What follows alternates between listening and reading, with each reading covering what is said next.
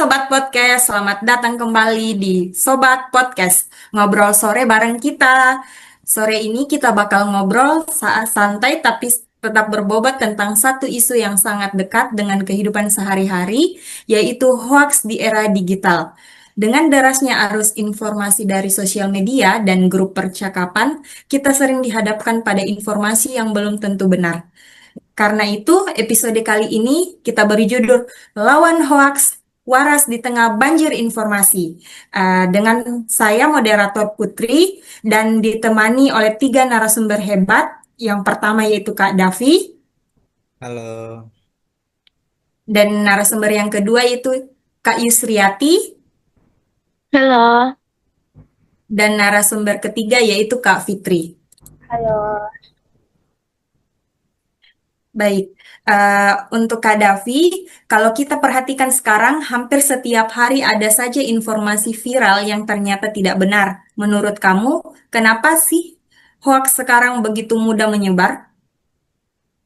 kalau menurut saya penyebab utamanya karena teknologi dan kebiasaan kita sendiri.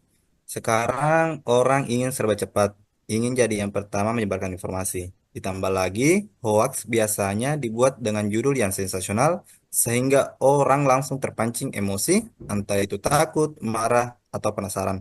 Akhirnya tanpa cek dulu, informasi itu langsung dibagikan. Baik, untuk Kayu Sriati, dari pengalaman kamu, hoax itu seperti apa yang paling sering ditemui di masyarakat belakangan ini? Oke, yang paling sering itu hoax kesehatan dan kebijakan pemerintah.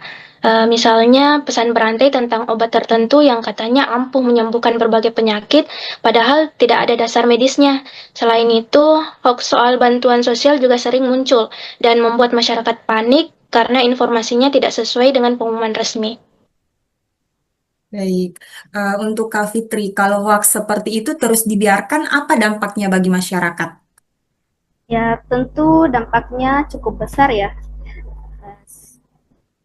Masyarakat bisa salah mengambil keputusan, terutama dalam hal kesehatan. Selain itu, hoax juga menimbulkan keresahan, konflik sosial, dan menurunkan kepercayaan masyarakat terhadap informasi yang sebenarnya benar. Oke, untuk Kak Davi, supaya kita tidak mudah terjebak hoax, langkah paling sederhana apa yang bisa kita lakukan sehari-hari? Yang paling sederhana adalah jangan langsung percaya dan jangan langsung membagikan. Biasakan untuk membaca informasi secara utuh, cek sumbernya, dan bandingkan dengan media yang terpercaya. Kalau informasinya meragukan, lebih baik berhenti di kita dan tidak perlu untuk ikut disebarkan. Oke, kalau dari sisi masyarakat, Kak Yusriati, peran apa yang bisa kita lakukan untuk ikut melawan hoax?